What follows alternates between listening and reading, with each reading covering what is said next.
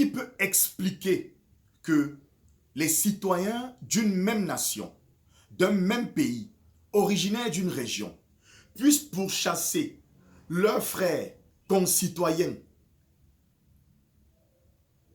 originaires d'une autre région en leur demandant de rentrer chez eux? Qu'est-ce qui peut expliquer que les citoyens d'une même région, d'une même nation, pardon, d'un même pays, originaires d'une région, puissent pourchasser leurs frères concitoyens originaires d'une autre région en détruisant tout ce qui leur appartient, commerce, habitation, bref, leur patrimoine, en leur demandant de rentrer chez eux? Ceux qui agissent ainsi ont-ils perdu le sens?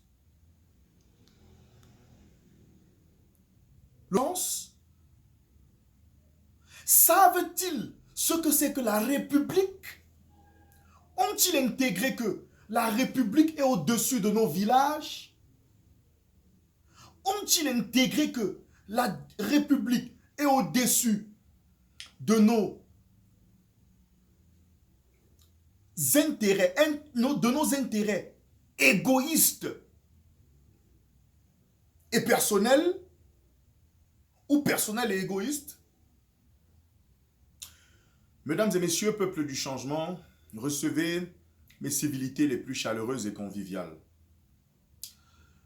Honnêtement, je suis sidéré. C'est la raison pour laquelle je m'adresse à vous sur ce ton, parce que ce qui se passe aujourd'hui, l'exacerbation du tribalisme, la montée en puissance de la haine tribale qui atteint son paroxysme,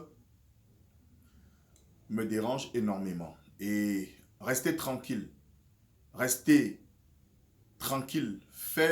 muet par rapport à ça, serait faire preuve de complicité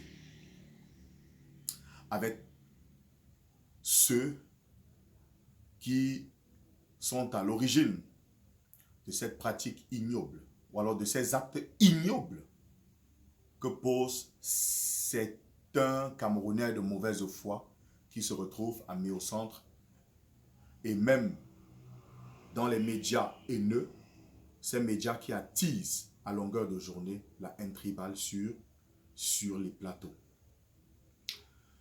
Aujourd'hui, j'aimerais qu'on aborde la notion de république. Parce que les gens n'ont pas en réalité intégré en eux ce que c'est que la république. Je me rends à l'évidence. Il faudrait que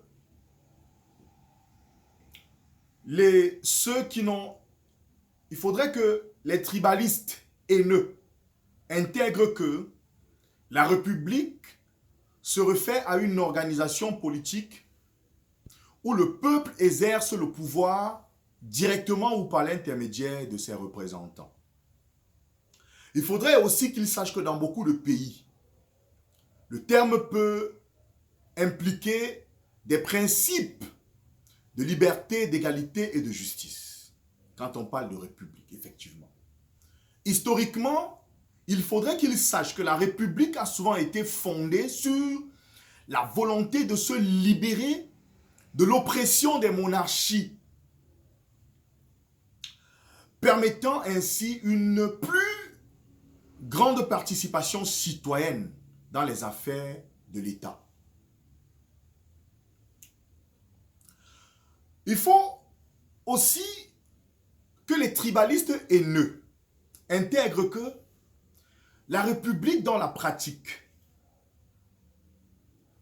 n'a pas, du moins, que la définition de la République dans la pratique peut varier. Il faudrait que ces tribalistes haineux intègrent cela. Ils doivent savoir que dans certains pays, même sous le nom de République, les principes démocratiques peuvent être compromis et résultant en des systèmes autoritaires où même le pouvoir, ou par exemple, le pouvoir est concentré entre les mains d'une élite, dépossédant ainsi les citoyens de leur pouvoir.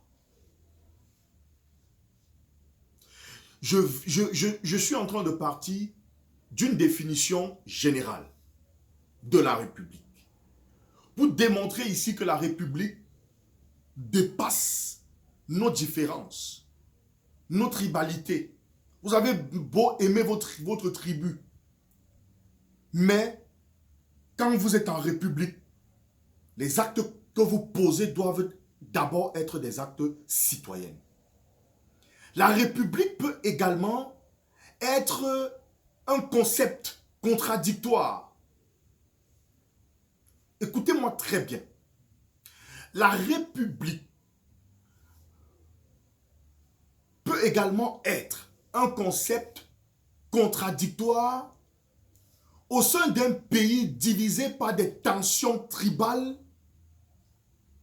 où les appartenances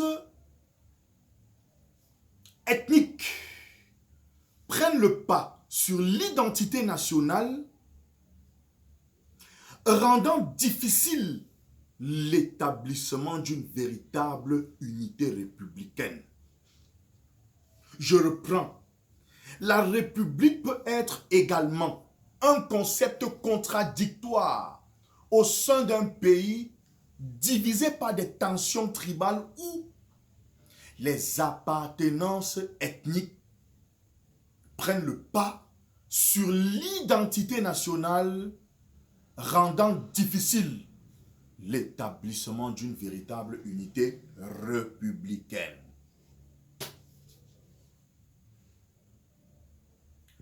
En République, tous les citoyens doivent participer à la gestion des affaires de l'État. En République, personne ne doit être exclu. En République, chacun est chez lui partout où il se trouve. En République, les égoïsmes des gouvernants n'existent pas. Du moins, ne devraient pas exister. En République, on ne parle pas d'allogène. En République, on ne parle pas d'autochtone. C'est pour cela que j'ai dit les notions d'autochtone et d'allogène normalement ne devraient pas exister dans notre pays. Puisque l'autochtonie, c'est quoi? On dit l'autochtonie désigne l'état d'être originaire d'un lieu. L'état d'être originaire d'un lieu. Vous voyez bien que les autochtones sont ceux-là qui sont originaires d'un lieu. Et les allogènes, comment on les appelle? Les allogènes, terme que je n'aime pas, sont des personnes nées ou installées dans une région différente de celle de leurs aïeux. Vous vous rendez à l'évident. Est-ce qu'en République, je vous ai dit tout à l'heure, pardon, chacun doit se sentir chez lui partout où il se trouve. C'est-à-dire que quoi? Si moi j'ai un projet que je trouve précieux, bénéfique pour la ville d'Ebolova, alors que je suis un gars d'un Konsamba, du littoral, mais précisément d'un Konsamba, né en Konsamba, je trouve que mon projet serait bénéfique, très avantageux pour les populations d'Ebolova. Eh bien, j'ai tout à fait le droit d'aller m'installer à Ebolova, de mettre mon projet sur pied à Ebolova, de résider à Ebolova, au point même de me faire élire comme représentant du peuple du côté d'Ebolova. Me faire élire comme citoyen pouvant défendre les intérêts des populations d'Ebolova. C'est ça la République. La preuve. Mais attention, avant même d'en arriver à la preuve. Pourquoi au Cameroun, ce n'est que chez nous que ces affaires d'halogènes autochtones. Pourquoi ce n'est que chez nous qu'on parle de ça au point de chasser les gens d'une région, de casser tous leurs biens, de casser leur commerce, leurs boutiques, de taper, de tuer, d'assassiner. Parce qu'on dit, ils ne sont pas de chez nous. Au point où des gens disent, il y a même des lois pour dire, il y a même quelque chose qui s'est même passé, je crois, cette loi qui avait été votée en 2019, là, en ce concernant les super-maires, où on dit, le super-maire doit être originaire de la ville où il est élu. Une aberration totale. Moi qui suis né, par exemple, en Konsamba, grandi en Konsamba, je ne peux pas être super-maire dans la ville de Konsamba. Mais c'est une bêtise. Moi, peut-être qui suis né à Yaoundé, grandi à Yaoundé, je ne peux pas être super-maire à Yaoundé. Mais ça, c'est une bêtise. La preuve, je vais vous prendre un exemple. Lorsque vous regardez la France, il y a une journaliste de la CIA TV, une ancienne journaliste de la CIA TV, qui est devenue maire, je crois que c'était sous l'ère soit Hollande. Oui, je crois que c'était sous l'ère Hollande ou sous l'ère Sarkozy, oui, sous l'ère Hollande, qui a été maire adjoint, pas maire principal, qui a été, je crois, qui a travaillé à la mairie de Paris comme adjoint. Donc, qui a été élu. On a eu une députée ivoirienne, une dame ivoirienne qui a été élue députée en France. Pourquoi est-ce que les Français n'ont pas dit, elle n'est pas française de souche? Parce qu'elle n'est pas française de souche, elle ne doit pas être élue en France. Elle ne doit pas faire partie des élus français.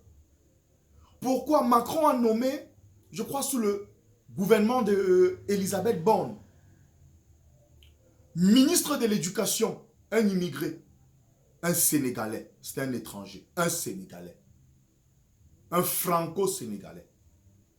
Pourquoi est-ce que Macron n'a pas demandé, par exemple, Macron, pourquoi est-ce qu'il n'a pas regardé sa nationalité? Regardez s'il est français de souche ou pas, avant de le nommer. L'actuel président de la Fédération française de football, est-il français de souche? Non. Vous voyez que nous avons atteint au Cameroun le bas-fond. Nous sommes encore à l'âge de la pierre taillée. Nous faisons preuve de comportement animalier, d'un comportement, nous faisons preuve de mentalités grégaires, des mentalités primitives. Mais on dirait que nous sommes encore à l'état primitif, que nous sommes dotés de mentalités primitives et prélogiques.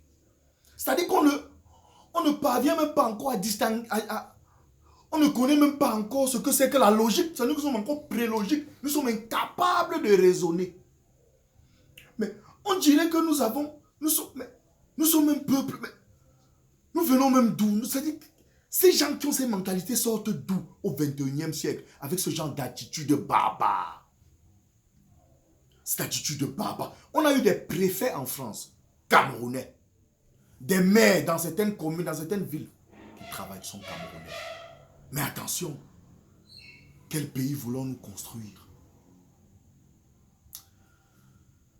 Peuple du changement, nous sommes un pays encore jeune. Et parce que nous sommes un pays encore jeune, la tranche d'âge de 18 à 45 ans constitue plus de 80% de la population. Vraiment, peuple du changement, nous qui sommes encore jeunes, ne grandissons pas avec cette mentalité-là en nous. Laissons nos aînés qui ont échoué. Ne grandissons pas avec cette mentalité-là en nous, parce que nous sommes tous des frères. Quel que soit l'endroit où nous nous trouvons dans notre pays, nous sommes censés être chez nous. Et ça doit cesser. Il faut dire au gouvernement français, au gouvernement camerounais, ceux-là qui instrumentalisent les populations des régions pour qu'ils agissent ainsi, ceux-là qui payent les journalistes, les faux journalistes, les faux consultants pour qu'ils attisent la haine tribale sur les réseaux et même dans les plateaux de télévision et tout. qu'ils répondront un jour de leurs actes. Florent Pagny, j'étais votre humble serviteur. Bien le bonsoir.